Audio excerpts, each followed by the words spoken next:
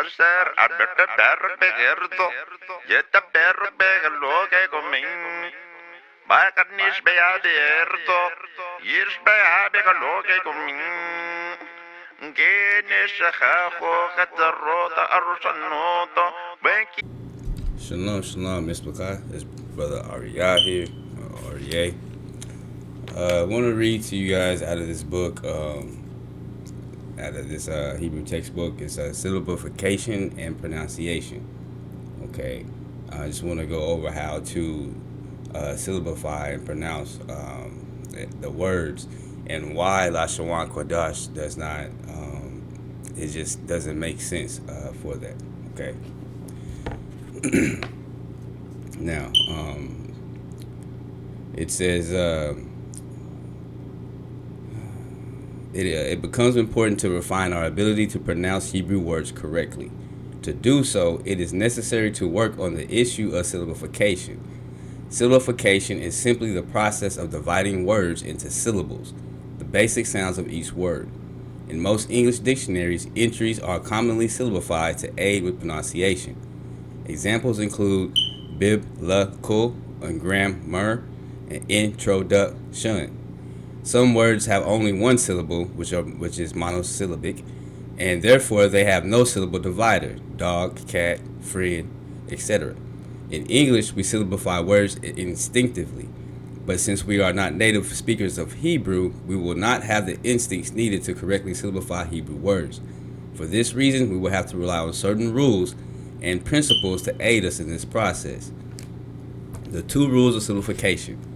In order to divide Hebrew words into syllables, you must begin with 2 simple rules. Rule number 1. Every syllable must begin with one consonant and have only one vowel. In Hebrew, therefore, a syllable does not begin with a vowel, with one exception to be discussed, right? And that's later on in the chapter. The Hebrew word for word is the bar, and is syllabified as the bar. This example has 2 syllables, each beginning with a consonant and each having only one vowel. Rule number 2: there are only 2 types of syllables: open and closed, and that's what we're going to talk about today. Open syllables end with a vowel, and closed syllables end with a consonant. These 2 types of syllables are present in the above example, the bar. The first syllable, dalit or da, is open because it ends with a vowel. The second syllable, bar, is closed because it ends in a consonant. It's that simple. And see, Lashawan Kadash doesn't have that necessarily, with the da, so, it's goo goo gaga. The 2 rules of these 2 rules are of the essence of this chapter. The remainder of the chapter will be discussed with specific issues and potential difficulties with the application of these rules to Hebrew words. Alright, so Hebrew accents. Hebrew words are usually accented, which is stressed on the last syllable, right? So the last syllable is stressed in Hebrew. What this means is that the force of pronunciation is usually given to the last syllable. Using the bar as an example, the stress or force of pronunciation falls on the last syllable, bar. Cultivating the ability to stress the last syllable in Hebrew words will be difficult for most of us since we typically stress the first syllable in English. You should also note that there are some Hebrew words that are not stressed on the last syllable. The stress of these words will be indicated by an accent mark over the stressed syllable. For example, the Hebrew word for book is sefer, and normally they have the little accent mark over sefer. So and that's in the Tiberian, but Masoretic to stress the se other than the fur. This word happens to be stressed on the first syllable. This is indicated by the accent mark over the sami. If a Hebrew word is stressed on the last syllable, however, no accent mark is used. As a general rule, if the stress falls to any other syllable, it is indicated with the accent mark. And so I'm going to show y'all both in the Tiberian or the Ashiri and the Paleo as well. Okay, the different syllables, how you syllabify it, and open and closed syllables. Alright, so syllable classification. In Hebrew, syllables are classified by their proximity to the accent. Alright, so what's accent? accent is an alternative system or syllable classification also exists for which the location of the accent is not determinative. In this system, the ultima is the last syllable of a word. The penultima is the next to last syllable, and the antepenultima is the syllable before the penultima.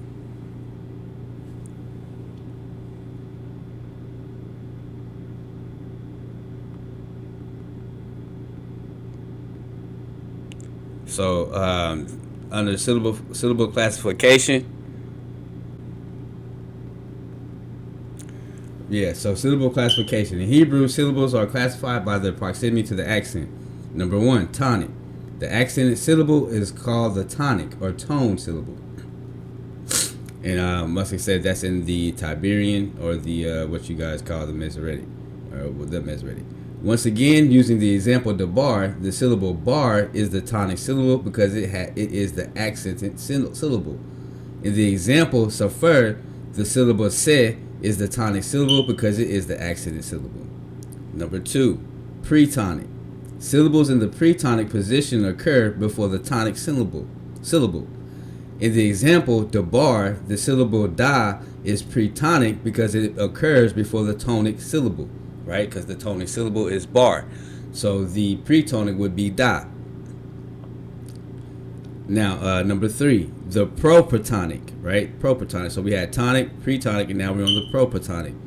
This syllable occurring before the pretonic syllable is called the propretonic syllable, right? And so the example would be debarim or debarim, right? Transliterated as dabarim, and safarim, transliterated as safarim. The syllables da and se are propretonic syllables because they occur before the pretonic syllable, right? Because we added im to the end of both of those words. All right, so that's why where you get the prepotonic. So now the se and the de becomes prepotonic, and then the fer becomes the pretonic and or the tonic, and then the the se becomes the propotonic, the fer becomes the pretonic, and then the im becomes the tonic. So that's how that goes. All right, and for those in the Tiberian that want to learn the Masoretic, we're going to continue. It says the digest and syllabification. You will remember from chapter 2 that the bagat kafat consonants can take a digest lane, a hardening the sound of the consonant or all consonants except for the gutturals, and the dalit can take a dagesh forte, doubling the consonant. The dagesh lane does not affect syllabification. However, the dagesh forte does affect syllabification because it doubles the value of the consonant. And you see that in words like shamayim, heavens. You know, the M is doubled. It'll have a dagesh forte in it, a dot in the middle of it. For example, one of the Hebrew words for you is atah.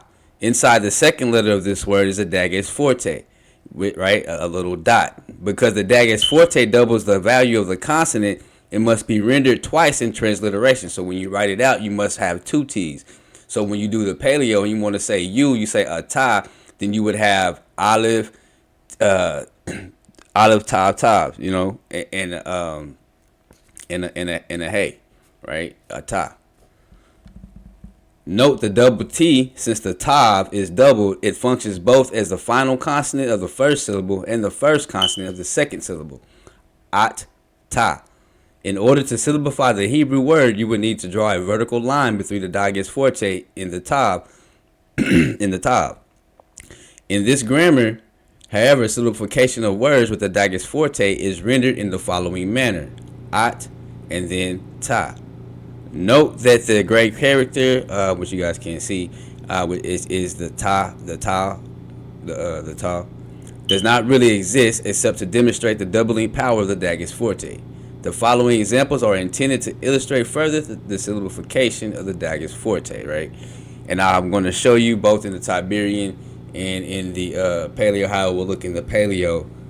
The Tiberian will be above, and then the Paleo will be beneath, okay? All right, so far things are relatively simple. There is, however, one potentially confusing issue. The Bagad Kafat letters can take either a Dagesh forte or a Dagesh lene. How can you tell which Dagesh is being used in the Bagad Kafat letter? Here are simple rules. The Dagesh in the Bagad Kafat is a forte if preceded by a vowel, right? So in the word ata, you have a kametz up under the aleph, so you have the A class vowel giving you the ata, and so therefore it is the Dagesh forte, right? So if it didn't have any vowel or anything before it, it would be a Dagesh lene. The Dagesh in the Bagat Kafat is a lene if preceded by a consonant, right? And you have like Melka, Malika,